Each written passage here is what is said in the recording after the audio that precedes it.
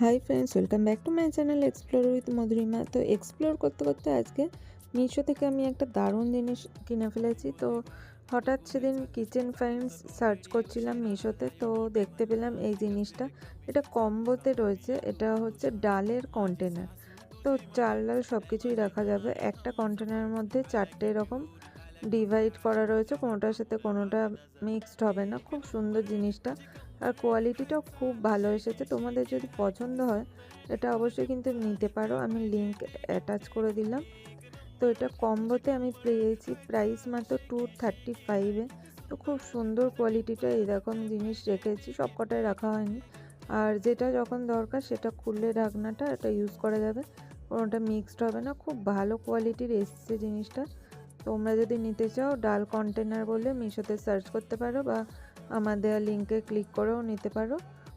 আশা করি ভালো লাগবে। আর খুব ইউজফুল জিনিসটা, আর কোয়ালিটিটাও এত ভালো কি আর বলবো, আমার তো খুবই